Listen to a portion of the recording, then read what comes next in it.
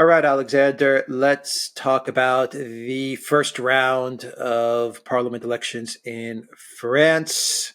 Huge turnout, uh, big riots as well, and a big win for Le Pen and National Rally.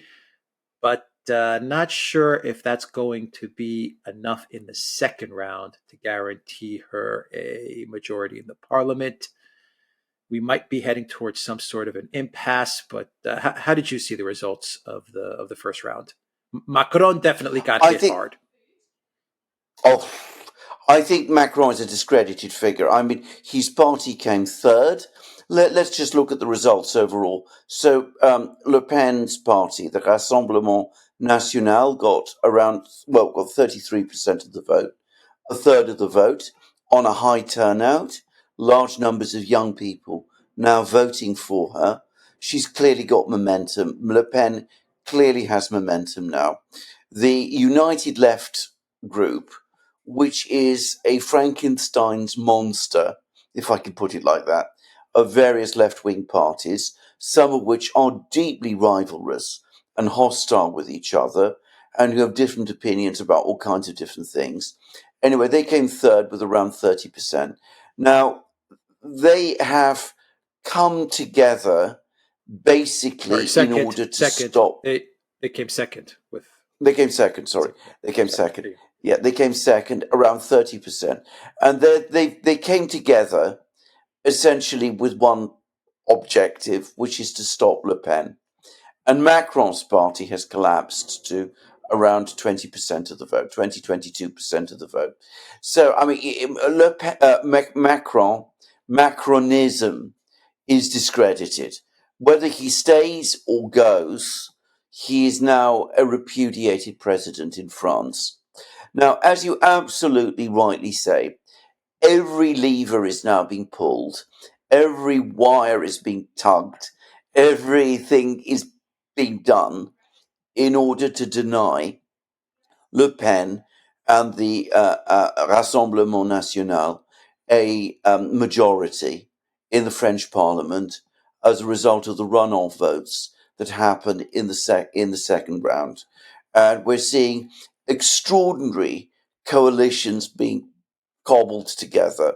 So we see communists now going to be voting for members of Macron's centrist bloc. We're going to see conservative capitalists voting for anarcho-syndicalists, part of this left-wing thing. Everybody's going to try, supposedly, to try to come together to stop Le Pen. Now, it might work, and it's possible that we will, as a result, have a completely chaotic and broken National Assembly. I don't see how that assists the situation in France. We will have a discredited and disliked president, and we will have a fragmented parliament. It will only make the situation in France worse. The logical thing is to let Le Pen's party, already to allow Le Pen's party to achieve its majority, which it is clearly trending towards, and to take the responsibility in France of forming the next government. Creating a chaotic situation in France, in my opinion, is more likely to provoke, ultimately, a economic and political crisis. And those who think that that is going to stop Le Pen, I'm going to suggest that, on the contrary, it is more likely when the presidential election comes, and I still believe it will come sooner rather than later. It's more likely at that point to result in Le Pen winning the election with an even bigger majority.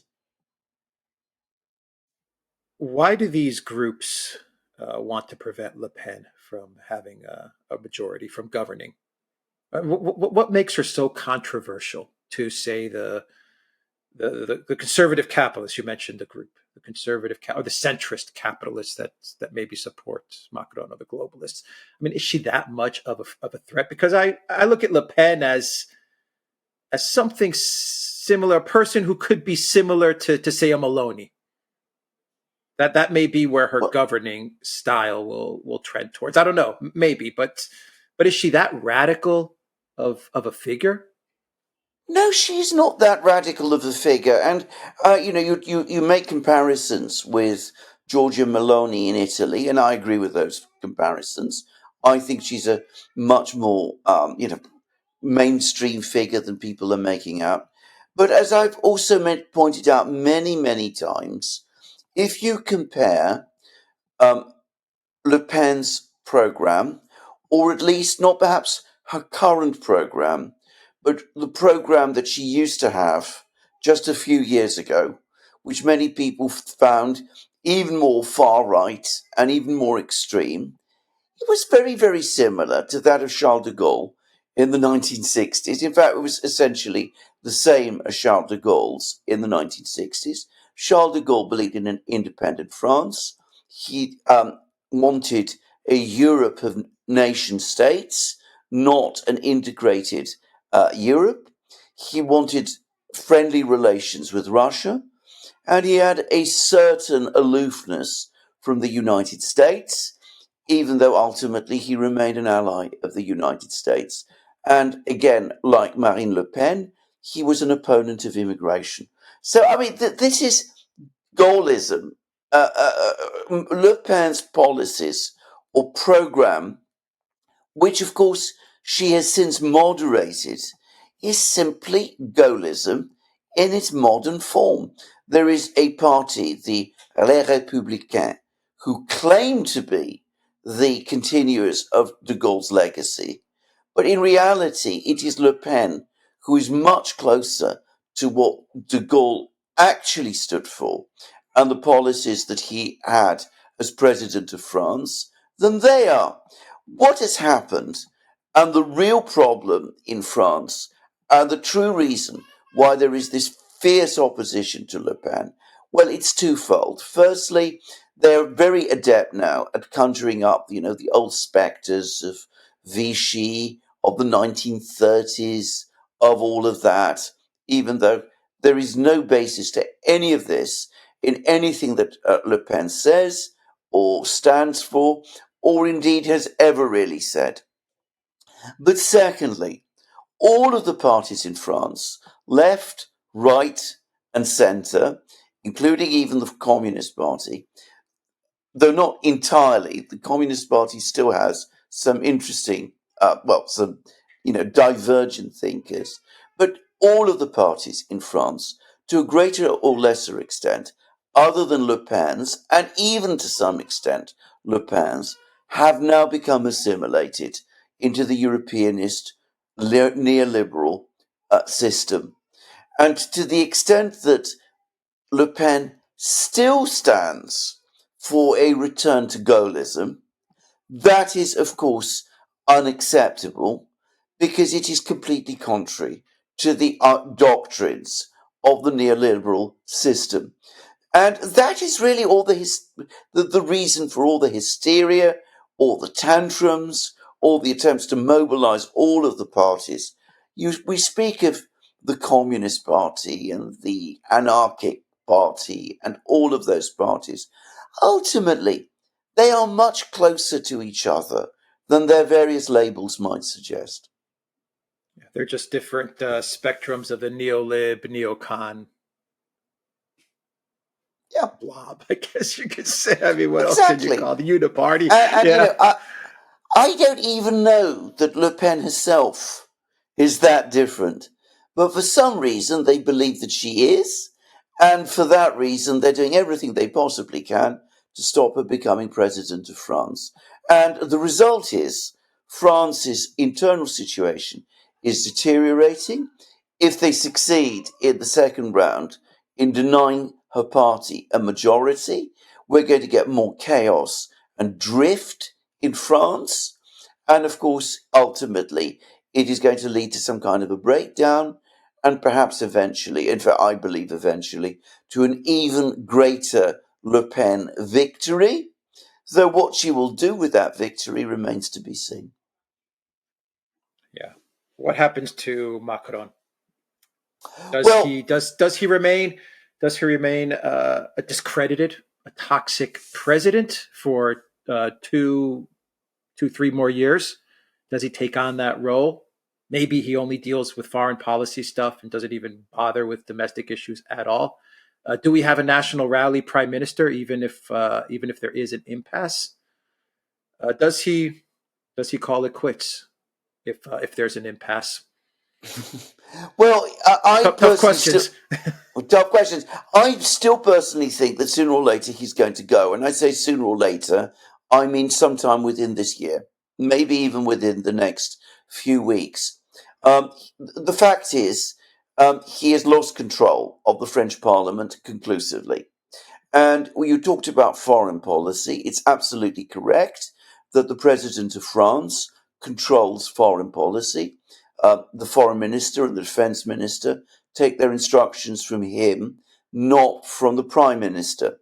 But what we have in the French parliament is a situation where two-thirds of the MPs, presumably, or at least two-thirds of the votes in the election, have gone to parties which categorically reject his foreign policy. Both the Frankenstein left movement and Le Pen's party and the various other minor parties that lie to the left, to the right of Le Pen's, and which are to some extent aligned with her, all agree on certain things, which is, of course, that they reject Project Ukraine and that they're deeply skeptical about further integration, or at least that is what they say. So the French voters have overwhelmingly, in an election with a high turnout, backed parties that oppose President Macron's foreign policy. Now, of course, he might try and hold out and remain president in the face of all of that. But I suspect that if he does, you mentioned how toxic he's become. I think it will mobilize more opposition to him and to his policies within the French National Assembly. I think that there is at least a possibility that rather than face what will almost certainly be a recurring series of crises, whatever the outcome, I mean, if the Rassemblement National wins a majority, he'll have to coexist with a French Prime Minister, Jordan Bardella, who leads the Rassemblement National in Parliament, who is deeply opposed to his ideas and, who he passionately dislikes. If he's able to stop the Rassemblement National forming a government, well, because they'll be denied a majority and they will lack coalition partners, well, we will have an even more chaotic situation where we'll have a government that is completely incapable of governing France and where there'll be constant chaos and problems and a government likely to collapse at the first crisis. So I don't think Macron really wants to be tied up with any of that. He knows that the French are rejecting his policies. He looks at the situation in the parliament. He sees very bad choices ahead for him there. I still think more likely than not he will go. What happens, right? What happens with Project Ukraine? Just to wrap up the video, with all of this uncertainty and this chaos that we have in France, that is coming. Even after July 7th, I think we're still going to have a lot of uncertainty with the situation in France. What happens with Project Ukraine? Does it matter? Does it matter who wins a majority in parliament, who becomes the prime minister, whether Macron stays or goes? France is definitely part uh, of the NATO U.S. System, but it's not as captured and controlled as Germany. Yes, it is. It is part of the system. It is controlled to a certain extent, but we're not talking about a country like Germany, which is from top to bottom completely run by the United States. So I mean, Well, France does exert a bit of independence.